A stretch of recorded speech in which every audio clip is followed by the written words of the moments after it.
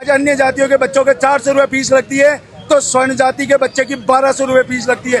3 गुना fees देते हैं हम, टैक्स देते हैं सबसे ज्यादा। अभी आपके आगे की रूपरेखा क्या होने वाली है? हमारी आगे की रूपरेखा हमने बता दी है। मोदी को तो सपने में ही नहीं आने देंगे अगर ये कानून वापस नहीं लिया तो। हमें सबको आपस में जातियों में बांट दिया गया है। स्वर्ण ओबीसी इनको कर करके जो स्वर्ण समाज को एक अलग थलग किया जाता है। नमस्कार, राम राम दोस्तों, मैं reporter Harish PGS India news में तारो स्वागत है। और सिक्कर का महाबार आपा कड़े हाँ जाट सर्किल का करने जाट सर्किल में पीछे देख सको स्वर्णिम कास्ट है के द्वारा यूजीसी बिल के खिलाफ में बड़ो प्रदर्शन करो गए। इनमें एक विशाल मसाल जुलूस निकाले गए है। के बाद देख सको तो एक कोई बता रहे हैं कि सांकेतिक आंदोलन हो रही है। के बाद बड़ो आंदोलन भी करो जाओ अटेगा जगह लोग ही आंदोलन में जगह और मिसाल जुलूस में जगह लोग शामिल बस आप बात करने को प्रयास करूंगा। अब बार आपा कड़े हाँ सिक्कर का जाट बाजार कने जो स्वर्णिम कास्ट है के द्वारा यूजीसी बिल के खिलाफ का माने एक विशाल मिसाल की रैली है वह निकाली गई। के बाद लोगों से बात करूंगा। हालांकि तन मैं बताना चाहूँ यूजीसी एक्ट को जो बिल है बिन कोर्ट है जो अस्थायी रूप से निरस्त करे है वो कोर्ट के जी विचारणा दी बाकी कमेटी है का अधीन है अभी तो बिका ऊपर आप ज्यादा बोलूँ आप उचित कौन लेकिन जगह विरोध प्रदर्शन कर रहे हैं बस आप बातचीत करना पड़ेगा। भैया आपका नाम क्या है? मेरा नाम रुपेंद्र सिंह शेखावत है और साथ में आपको बता दूं कि आपने बताया कि अभी सुप्रीम कोर्ट ने उस कानून को निरस्त कर दिया है। निरस्त नहीं किया हुआ, एक स्टे आया है और स्टे का मतलब यह है कि अभी उस पर रोक लगी। हमने बताया निर्माणाधीन है। सुनो मेरी बात। और दूसरी बात आज मैं बता रहा हूँ ये कल उसका फैसला भी आने वाला है और ये आज तो सिर्फ सांकेतिक प्रदर्शन था और आने वाले समय के अंदर हम मोदी को इस बीजेपी को और जनता पार्टी को इन सवर्णों ने जब से ये पैदा हुई ना इसका जन्म हम लोगों ने किया है कि सवर्णों ने इसका जन्म दिया इस बीजेपी को और जनता पार्टी को।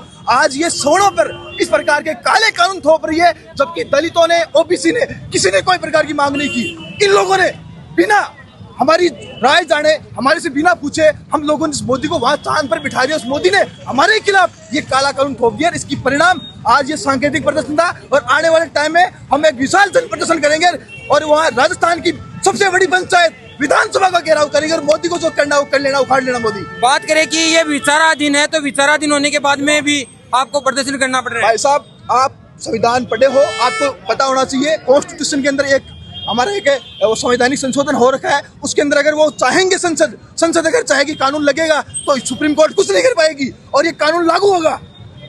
तो अभी आपकी आगे की रूपरेखा क्या होने वाली है? हमारी आगे की रूपरेखा हमने बता दी है। मोदी को तो सपने में ही नहीं आने देंगे अगर ये कानून वापस नहीं लिया तो। अगर कानून वापस लेते हैं तो हम बिल्कुल मोदी के साथ हैं और अदरवाइज हम इस मोदी को वो रूप दिखाएंगे इसने सोचा भी नहीं होगा।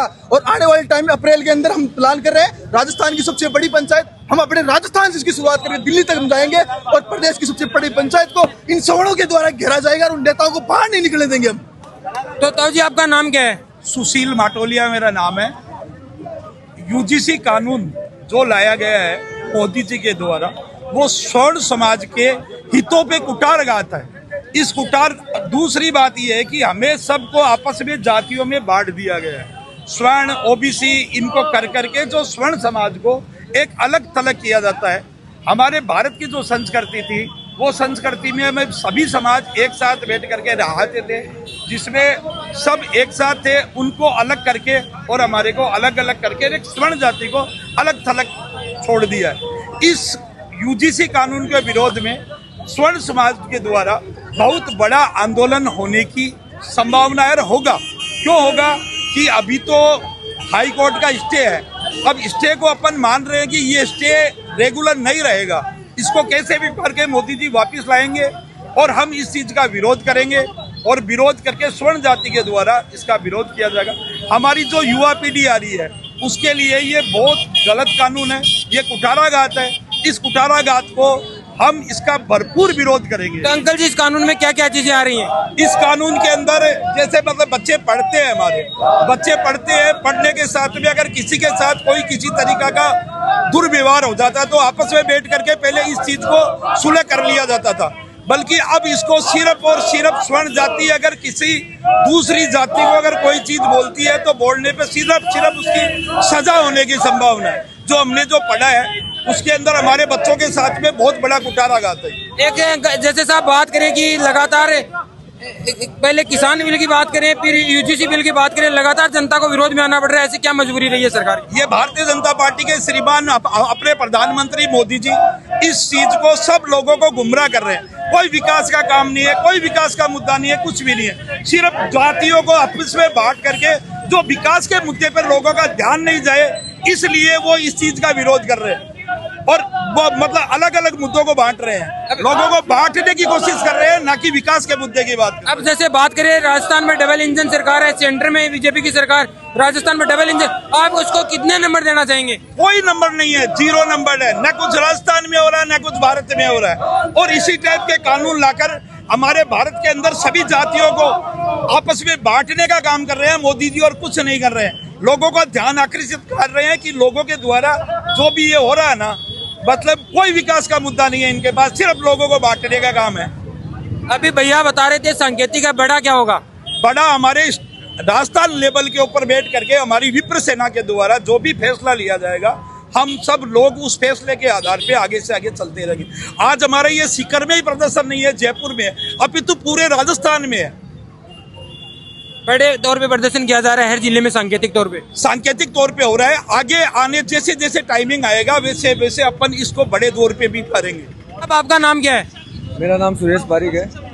तो भाई साहब, जैसे बात करें कि अभी बात चल रही है सांकेतिक, तो बड़ा क्या करने वाले हो अभी? बड़ा कल क्या है कि कोर्ट में सुप्रीम कोर्ट में कल की इसकी तारीख है 29 तारीख की। अगर सरकार देखो क्या जवाब देती है। तो सुप्रीम कोर्ट पे आपको विश्वास नहीं है क्या सुप्रीम कोर्ट इसको खारिज कर सकती है?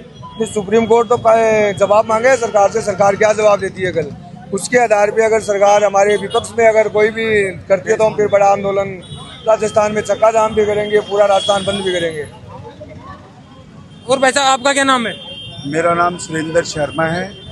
और अगर मोदी जी इस कानून को वापस नहीं लेते हैं तो ये उनके लिए और हमारे देश के लिए बड़ा ही विडंबना की बात होगी। कारण स्वयं पहले नहीं बोलता था, लेकिन आज उनके बच्चों पे आ गई है तो उनको मजबूरवश बोलना पड़ रहा है। तो साहब, बात करें कि सरकार सर्वनम के लिए EWS लेके आती है, बाद में सर्वण का साथ में होता है, फिर ये UGC BL। आज आप बजट उठा के देखिए, पूरे बजट में सब जातियों के लिए वो बोर्ड बना हुआ है, सब जातियों को मिल रहा है, लेकिन स्वर्ण जाति के नाम से कुछ भी नहीं मिल रहा है किसी को। EWS दिया है ना सर? EWS 10% दे दिया, हमें भीख दी है क्या? सब जातियों को जैसे 30%। आज अन्य जाति का बच्चा, हमारे बच्चों के, आज अन्य जातियों के बच्चों के 400 रुपये फीस लगती है, तो स्वर्ण जाति के बच्चे की 1200 रुपये फीस लगती है। 3 गुना फीस देते हैं हम, टैक्स देते हैं सबसे ज्यादा, और हमारे टैक्स से गवर्नमेंट चलती है, और हम ही हमारे साथ ही ये नाइंसाफी हो रही है। स्वर्ण जाति सबसे ज्यादा टैक्स देती है और देश के लिए सदैव तत्पर रहती है। स्वर्ण जाति ऐसी जाति है जो देश के लिए सदैव तत्पर रहती है। अब बात करें कि जैसे EWS हो, चाहे SC ST आरक्षण हो, इनको हटा करके पूरी जनता पे एक EWS नहीं लाया जा सकता क्या? अगर मोदी जी सच्चा अगर देशभक्त है, उनमें थोड़ी बहुत भी देश के प्रति भावना है, तो ये सारे आरक्षण हटाकर जो गरीब है उसको आरक्षण मिलना चाहिए। हाँ, हम ये नहीं कहते, अगर हम ये नहीं कहते कि कोई गरीब बच्चा है, उनको पढ़ने में उनकी मदद करो, उनको आर्थिक स्थिति में मदद करो, लेकिन पढ़ाई जब कंपटीशन होता है तो उसमें किसी प्रकार की किसी को छूट नहीं देनी चाहिए, और सबको कंपटीशन देकर जो बच्चा फाइट करता है उसको नौकरी लगानी चाहिए। आज मेरे को एक बात बताइए आप, इनके बच्चे 30% वाले डॉक्टर बन रहे हैं, 40% वाले डॉक्टर बन रहे हैं, तो साहब उनसे इलाज क्यों नहीं कराते? ये उनको ये बोलो कि इलाज भी अगर जो भी SC के इनके हैं तो फिर इलाज भी उनसे करें। स्वर्णों के पास क्यों जाते हैं वो? क्योंकि उनको पता है कि वो इंटेलिजेंट मिलेगा, वो बढ़िया ट्रीटमेंट करेगा। आज अंकल जी, बात करें कि अगर आरक्षण की बात की जाए, आर्मी में आरक्षण नहीं है और हर महकमे में आरक्षण है, कहीं ना कहीं दुख की बात है या नहीं है? बिल्कुल सही है, बिल्कुल सही है, ये बता रहे सही मतलब पूरे ये बहुत बड़े दुख की बात है। आर्मी में नहीं है तब भी हमारा देश सबसे आगे है।